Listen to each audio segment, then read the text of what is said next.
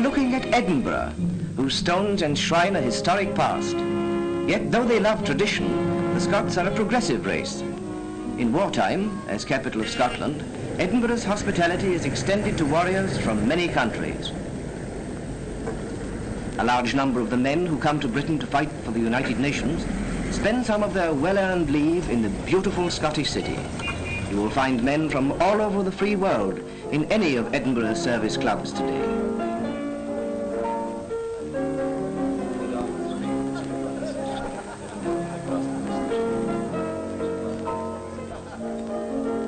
Some are a second generation of fighters for freedom, whose fathers before them came to Scotland and saw the same famous skyline dominated for centuries by the castle built on a rock. It stands at one end of the High Street. At the other, a mile away, is the palace of Holyrood House. Between the two stretches the famous thoroughfare called the Royal Mile. Don't fail to see the Royal Mile, writes the Canadian Scot to his son, now visiting the land of his forebears. Looking up from his letter across to the window, the young Canadian sees the castle. Coming out of the club into Princes Street, the Canadian Scot takes with him some of the friends he has made in the club, including a Pole and a Czech, and they set off for the castle. Edinburgh Castle. It stands, as Robert Louis Stevenson says, a bass rock upon dry land rooted in a garden, shaken by the passing trains, carrying a crown of battlements and turrets, and describing its warlike shadow over the liveliest and brightest thoroughfares of the new town. Edinburgh today seems to act as a magnet, drawing servicemen from all parts of Britain. Perhaps that is because, although Edinburgh has more connections with Europe than any other Scottish city, it is, at the same time, the heart of Scotland. From the entrance to the castle, our Canadian can look back along the Royal Mile of the High Street, described to him by his father. Holyrood, out of sight at the other end, is waiting for his inspection. But first he and his companions go into the castle, past the old arches and gateways that kept out the would-be attackers in medieval times, past the statues of Robert the Bruce and William Morris, who stand there, keeping guard upon the memories of the past, old fighters for freedom who have handed on their standards to these young men visiting the castle today. The castle guides, repeating their patter as they do, can always kindle the imagination with such material as theirs. Religion. The origin of the castle is lost in the mists of antiquity. That part which you are now looking at, King David's Tower, was built by David II, only son of Robert the Bruce. This grim fortress has withstood siege after siege. The castle rock reaches a height of 441 feet above sea level. Historians say that it was a fortress for primitive people long before 1000 BC. Passing the Argyle Battery, whose cannons commanded the entrance to the castle, the visitors come upon St. Margaret's Chapel. This is the oldest building in Edinburgh. Standing outside the chapel is Mons Meg, a siege gun built in 1486. The last time it was fired was in 1682 when it blew up. Near to Mons Meg is one of the queerest and smallest cemeteries in the world, where are buried the dogs of soldiers who were once garrisoned here. Many's the walk they've had in the Princes Street they now overlook. We are now at the highest point of the rock, facing the palace of the kings and queens of Scotland. Many of Scotland's rulers have lived here, and none is so well remembered as Mary, Queen of Scots. It was here that she came for safety when hard pressed by her enemies. She occupied this room, and in a small room next to it, her son, James I of England, was born. During last century, when some workmen were repairing the wall of the palace, they discovered in it an oak coffin with the remains of an infant wrapped in cloth of gold just over the entrance to the Queen's apartments. Some people say it was the real James I, but we shall never know. Another grim story of the past is told about the banqueting hall at the palace. Here in 1440, the young Earl of Douglas and his brother were entertained to dinner. The last course was the head of a black bull, the symbol of death. This was a signal for them to be dragged away to a mock trial and summary execution. Aye, and they talk about the good old days. Well, ladies and gentlemen, I trust that my talk has been instructive and amusing. Before I leave you, I would like to draw your attention to the Scottish National War Memorial.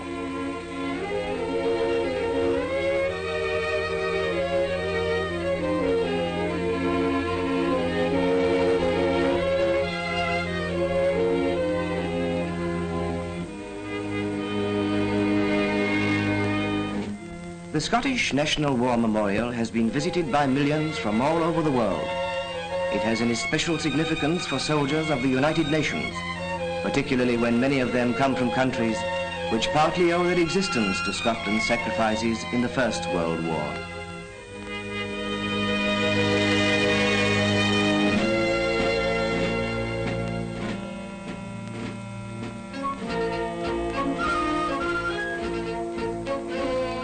What is passing through the Czech soldier's mind? There is much in Edinburgh which reminds us of Prague. Both cities are rich in the traditions of the past. Jan Žižka and Wenceslas are revered in Prague for their patriotism. In Scotland, Robert the Bruce and William Wallace for the same reason. Not all of Edinburgh's history is in the castle. It is written in the stones of a street a mile long, the street that is indeed known as Scotland's Royal Mile. A medieval city within a modern one, with a castle at one end and a palace at the other. It is the real heart of Scotland. Children play where once royal processions passed with pomp and circumstance, from the castle down the mile to Holyrood. This is the Lawn Market. The great Dr. Johnson stayed here with Boswell, and here lived Robert Burns.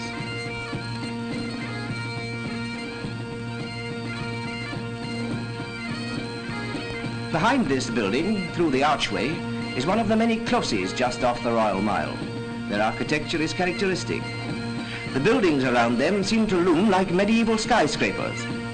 Once they housed Scottish noblemen. Now they are mostly working-class homes. This is Riddle's Close. Riddle had a school here once. The children, so they say, didn't like him at all. So, following their bloodthirsty elders' example, they killed him. But of course, that was a long time ago, and like so many of the stories associated with the Royal Mile, history and legend are difficult to separate. Anyway, Scotland is more law-abiding nowadays, as witness the Courts of Session. The evolution of the Scottish legal system was by no means a peaceful business.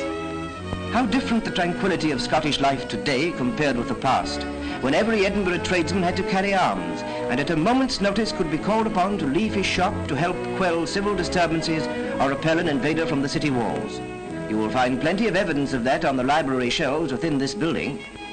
Yes, Scotland's history proves that the Scots know what total war means. They were waging it through centuries of civil strife, invasion and attendant devastation. They knew as well as anyone what a return to the morality of the Dark Ages would mean. They've left all that where it belongs, in history books and pictures.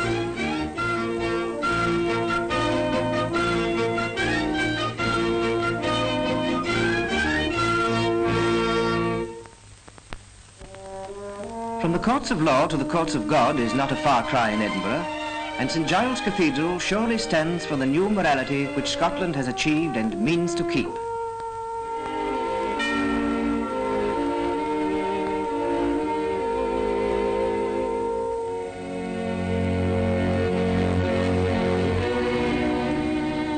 The loyal citizens of Edinburgh put up this memorial to Charles II. One wonders whether doer John Knox, the great Protestant reformer, whose house is a little farther down the Royal Mile, would approve of this tribute to the merry monarch. Hard by, in Tweeddale Court, the first books were printed in Scotland in 1508, and now modern machinery clatters within the same old stone walls. But here our Polish friend has something to say. Not all this is for Scotland. Many books and newspapers are printed here in Polish for the men and women of Poland's fighting forces. On this machine we print Wings, which is the journal of Polish airmen in this country. As we go down the Royal Mile from Tweeddale Court, we look towards the historic Canongate.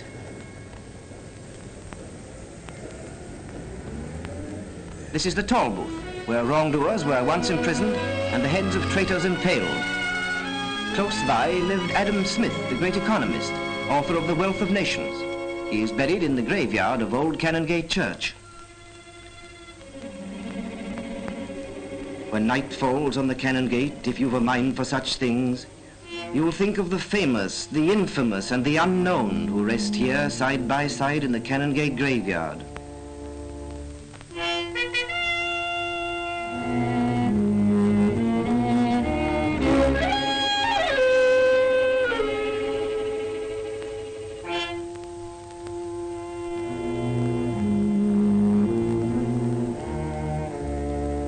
They say that Rizzio, ill-fated secretary to Mary Queen of Scots, lies here.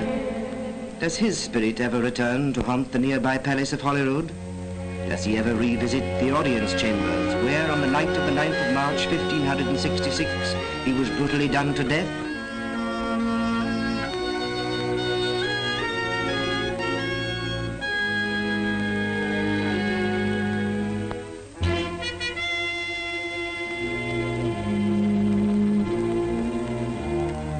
And does Mary's husband Darnley ever reenact his part in the drama of so long ago, when he came down the secret staircase connecting his room with the Queen's, and with his band of conspirators surprised the unfortunate secretary, dragged him through her bedroom and murdered him before her eyes?